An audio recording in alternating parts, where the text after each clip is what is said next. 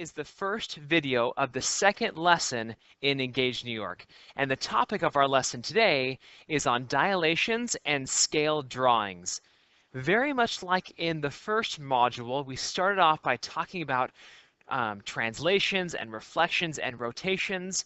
In this module, we'll start off by talking about dilations and what they are, and we'll use that to talk about similar figures, and from there go into some more things about similar figures. That's where we're going in this module, which will take the entire second quarter. In this lesson, we'll cover one CCRSM standard, and that is to verify experimentally the properties of dilations given by a center and a scale factor.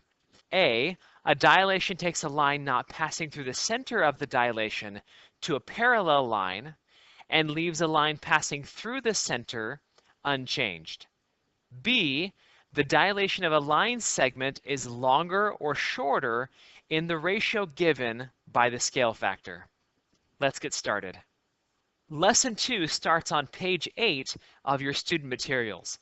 And the topic of lesson 2 is making scaled drawings using what's called the ratio method. Now down here in example 1, they explain what the ratio method is. We will create a scaled drawing of the figure below, this picture of this house, using the ratio method about center O and scale factor 1/2. Step 1, draw a ray beginning at O through each vertex in the figure. Now when you do this, you will use a ruler, but I don't have a ruler on my smartboard, and so I'll just kind of sketch it. Step 2, dilate each vertex along the appropriate ray by a scale factor of r equals 1/2. Now in other problems, the scale factor will be different, so it won't always be 1/2. But when I explain this, I'll explain this in more general terms, so you're able to adapt to different scale factors. Now in this step, it talks about using 1/2, and so it says use the ruler to find the midpoint between O and D, and then each of the other vertices. Label each respective midpoint with prime notation. Now, it talks about midpoints because the scale factor is 1/2.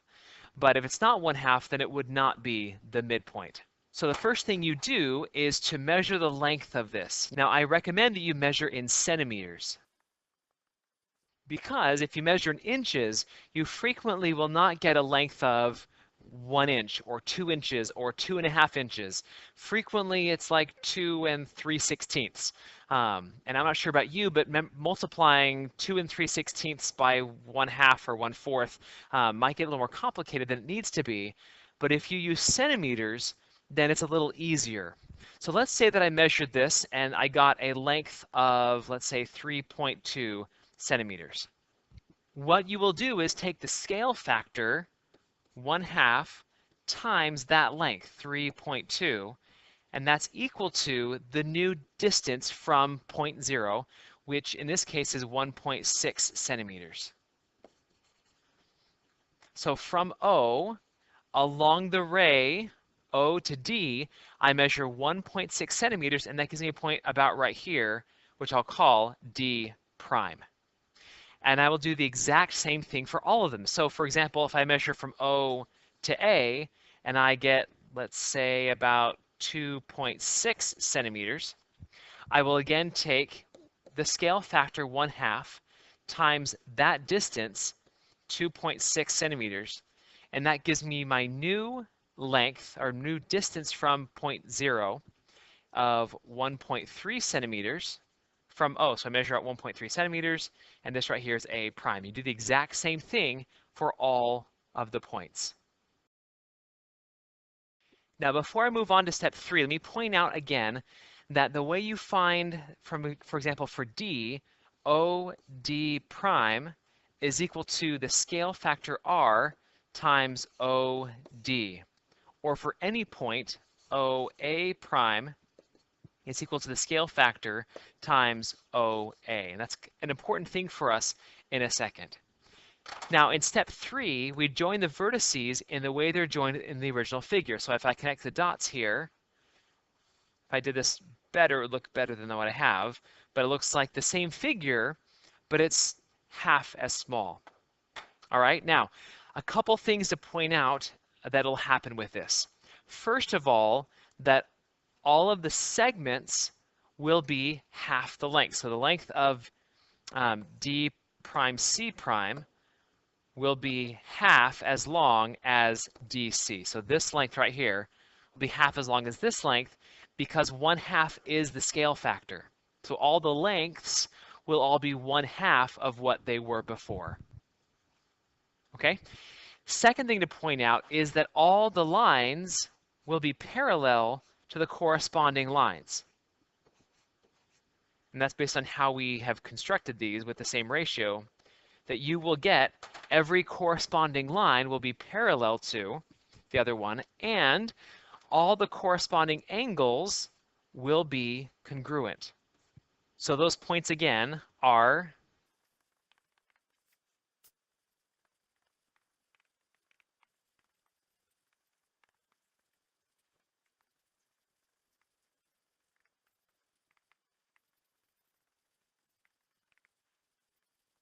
that the corresponding lengths will have the same ratios as the scale factor, the corresponding segments will be parallel, and the corresponding angles will be congruent.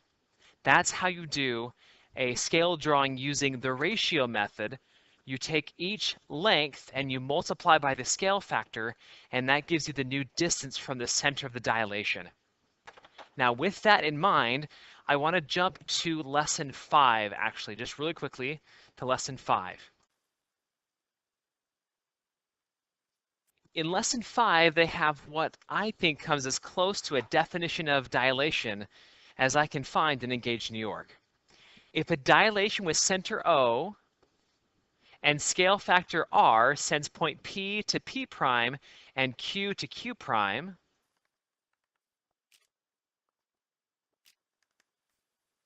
P prime Q prime, the length of the blue segment here, is equal to the length of the red segment PQ times the scale factor R. We just saw that in the previous one, in example 1 in lesson 2. Furthermore, if R does not equal 1 and O, P, and Q are the vertices of a triangle, then PQ will be parallel to P prime Q prime. These are parallel. We also saw that in example 1. Now consider the dilation theorem when O, P, and Q are the vertices of triangle OPQ. Since P prime and Q prime come from a dilation with scale factor R and center O, we have OP prime, this length, divided by OP being equal to the scale factor, and OQ prime divided by OQ also equal to the scale factor, or more concisely written like this. There are two cases that arise. We didn't do the quick write, but let me tell you, when R is bigger than 1, then the dilated image will be bigger than the pre-image. And we see that up here in the example I have drawn at the top of the page because P prime Q prime looks longer than PQ. So in this case, the scale factor would have to be bigger than 1. It looks to me to be roughly about 1.5. When R is between 0 and 1, then the dilated image is smaller than the pre-image.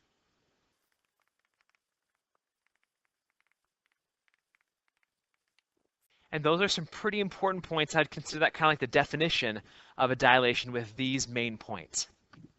Now, I next want to go to lesson 3 and talk more about scale drawings, but this time about how to do it using a different method called the parallel method. So here we have lesson 3, making scale drawings using the parallel method. Now down here in example 2, we have some directions of how to use the parallel method. Use the figure below with center O and a scale factor R equals 2, and the following steps to create a scale drawing using the parallel method. Step 1, draw a ray beginning at O through each vertex of the figure. Now I did draw this one longer than C, and that's because their scale factor is more than 1, and so I know that this will get bigger than the original figure. Step 2, select one vertex of the scale drawing to locate. We have selected A prime, so they picked A prime, and to locate A prime on OA so that from O to A prime is equal to the scale factor times OA. So if we measure this, again, I recommend using centimeters. So if this happened to be, let's say, 2.6 centimeters, then I would take 2.6 centimeters and multiply it by the scale factor of 2 and get 5.2 centimeters. And then measure from O 5.2 centimeters and get A prime. Now that you have one of the points, we'll use that point and parallel lines to find all the other points. Steps 3 and 4 talk about a set square, which we don't have. It's like a plastic right triangle thing that's frequently used. We don't have those. So I'm going to jump down to lesson 5, and you will create parallel segments to each of them. So I will find C prime by drawing to the best of my ability a line parallel to CA. And that's C prime. I will next find B prime by drawing to the best of my ability a segment parallel to CB prime, which you'll do better than me because you have a ruler with you. And then we finally connect A prime and B prime. Hopefully it is parallel to AB. In this case, it was a terrible example because my lines weren't very straight. But that's the method, is that you use parallel lines. You measure one of them using your ruler, and then you use parallel lines to construct the other ones. That's using a property that we saw in the first example and in the definition of dilations, and we're using those parallel lines to make it a little easier for us with less measuring, and this is called the parallel method. In this lesson, we looked at two ways of making scale drawings. One is using the ratio method, and the other is using the parallel method, both of which create dilations. And hopefully through these two methods, you can verify experimentally the properties of dilations given by a center and a scale factor. Hopefully now you understand that a dilation takes a line not passing through the center of the dilation to a parallel line and leaves a line passing through the center unchanged. Also, the dilation of a line segment is longer or shorter in the ratio given by the scale factor. We saw that also in both methods and in the definition of dilation. That's it for right now. Thank you so much for watching.